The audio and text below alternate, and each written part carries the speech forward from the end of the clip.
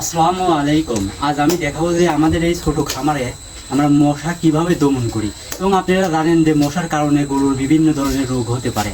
তাই আমাদের যে খামার আছে এই খামারে আপনারা চাবেন যে যাতে কোনোভাবে মশা মাছি আপনাদের খামারে না থাকে।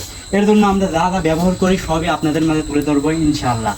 আমরা যে মশা মাছি বা গরুর গায়ে দেওয়ার জন্য এদের থারপিন তেল, এই তেল আপনার রঙের বা বিভিন্ন পাশপাতের দোকানে গেলেই বললেই দিবে যে আমাকে থারপিন তেল দেন। এবং এই থারপিন তেলের সাথে আমরা কর্পূর ব্যবহার করি। আমাদের গ্রামের ভাষায় কর্পূর বলে, আবার বা অন্য গ্রাম বা আঞ্চলিক ভাষাভেদে আবার অন্য হতে পারে। কতক জায়গায় কর্পূরও বলে, আমাদের এই কর্পূর বলে। এবং এই থারপিন তেল আর এই হচ্ছে কর্পূর, এইটা মিশে 2-3 গ্রাম থারপিন তেল দেবো, আর হচ্ছে এই কর্পূর দেবো 2-3 গ্রাম।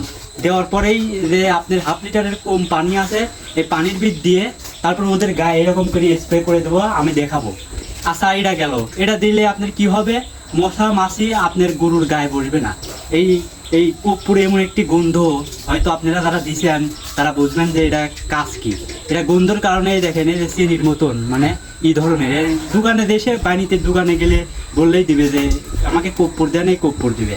আর এই থারপিন তেল তো এটা দিয়ে আপনার গরুর গোড়ায় ভালোই স্প্রে করে দিবেন। এভাবে মানে আপনার যে দুদিন দুয়াল গায়ে থাকে বা আপনার যে গাভী দুধ দেয় সেই গাভীর বানে ছাড়া সব জায়গায় দিবেন। কারণ বানে দিলে এটা গন্ধ, পরে সকালবেলা আপনি দুধ দহন করার সময় সেটা ভালো হবে না এবং সেই দুধ গন্ধ করবে। এই কারণে বানে বাদে সারা গায়ে দিবেন। এটা কোনো পার্শ্ব প্রতিক্রিয়া নাই, মানে আপনার গরুর দিলে যে কোনো ক্ষতি হবে, কোনো ক্ষতি নেই। আবার এটা গেল যাওয়ার পর এখন বর্তমান তো বুঝতেছেন যে কি পরিমাণে মশা মাছি থাকে এই খামারে। এর জন্য আমরা এটা দেওয়ার পর, ওদের সারা গায়ে দেওয়ার পরে যে আমাদের যে মশারি আছে, এই মশারির কানিট কানিট বা বিভিন্ন খোপে খোপে অনেক পরিমাণে মশা থাকে। এটা দিয়ে মশা খালি হচ্ছে গা মরবে না, খালি মশা খালি ওই গায়ে বসবে না, এই কারণে দেওয়া। এখন আমরা মশা মাছি মারার জন্য কি করতে হবে, এবং মশা মাছি মারার জন্য আমরা ব্যবহার করি হচ্ছে গা ফিনিশ 20 আর হচ্ছে 7 আপ। 7 আপ তো স্পিড মনে করেন না, এটা কিন্তু স্পিড না। এটা হলো হচ্ছে গিয়ে আপনার ডিজেল, যে ইঞ্জেল চালিত মেশিনে ডিজেল ব্যবহার করে সেই ডিজেল। তারপর আমরা পরিমাণ মতো নেই ফিনিশ 20, দেখেন ফিনিশ 20 আর এই হচ্ছে গিয়ে ডিজেল দিয়ে তারপর ওদের যে গরুর যে কানিকুনা আছে এই কানিকুনায় আমরা স্প্রে করে দিই। এখন আমরা দেখাবো যে আমরা কীভাবে স্প্রে করি এবং আপনারা কীভাবে স্প্রে করবেন, এবং আপনাদের মধ্যে সবই তুলে ধরবো ইনশাআল্লাহ। আমাদের পাশেই থাকবেন।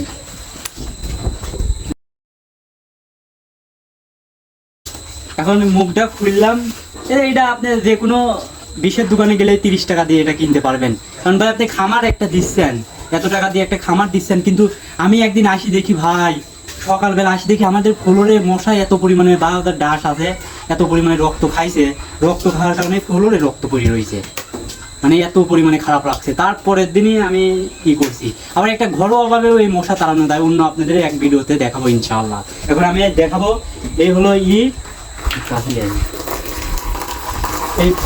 এই থারপিন তেল। এই থারপিন তেল আমরা দিয়ে দেবো 2-3 গ্রাম বা 5 গ্রাম দিয়ে দিলাম। এবং এর সাথে আমরা হচ্ছে আমাদের গরু যখন অনেক, এর জন্য একটু বেশি দেওয়া লাগবে, কারণ সবগুলো গরুতে আবার হতে হবে। একটা গরু 2টা গরুর ব্যাপার না, আমাদের বড় বড় 5টা গরু আছে এবং 5টা মোটামুটি বড় হয়। এবং এর কারণে আমরা যে কর্পূর আছে এই কর্পূর পরিমাণ মতন 4-5 গ্রাম দিয়ে দেবো। বেশি দিলে সমস্যা নাই, কিন্তু কম হলে সমস্যা, কারণ এটা যত গন্ধ হবে সেতই ভালো।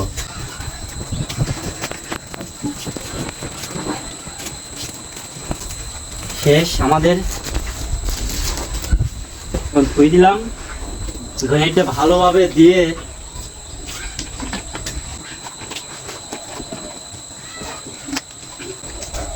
ভালোভাবে ঢাকিয়ে দেবো। আপনাদের মধ্যে স্প্রে করতে হবে। আমি গুলা দিচ্ছি, দেখেন কালার চেঞ্জ হয়ে গেছে। এখন এই একবারে পায়ে দিয়ে বেশি দিবেন, এত পায়ে দিবেন, ওর পায়ে কিন্তু বেশি মশার হচ্ছে উপদ্রব হয়, এবং পায়ে বেশি সারা গায়ে দিয়ে দিবেন। এই গন্ধতে মশা মাছি একটাও আসবে না।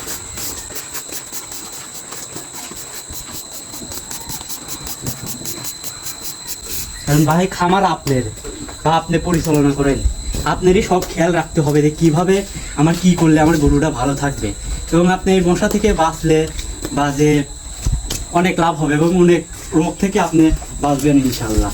হয়তো আপনারা জানেন আমি একজন ছোট খামারি, আমি সর্বোচ্চ চেষ্টা করি আমি এই গরুকে ভালো রাখার। এবং যখন খামারি শুরু করবো এজন্য খামারের সব কাজই ইনশাআল্লাহ প্রায় কাজই অল্প হলেও জানি। হয়তো আমি ছোট, এর কারণে বুঝবেন যে ছোট মানুষ আবার কী জানে। কিন্তু যখন আপনি আমাদের খামারের যাত্রা কিন্তু অনেকদিন শুরু করছি, হয়তো আমরা অনেক লসও খেয়েছি, কিন্তু তারপরে ছাড়ি নাই।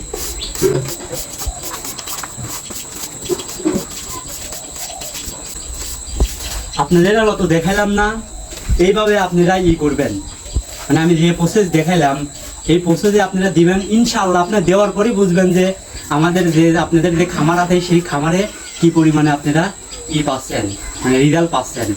দেওয়ার পর আপনি এটা গায়ে দিবেন, কোনো ক্ষতি হবে না। গায়ে দেওয়ার পরে আপনার ওই যে কানিকুনা আছে মশার চোদনে বা মাছির চোদনে এখন তো নাই, এখন হয়তো আসরে আজানের নামাজ পড়ে আসলাম, এখনও সন্ধ্যা হয়নি।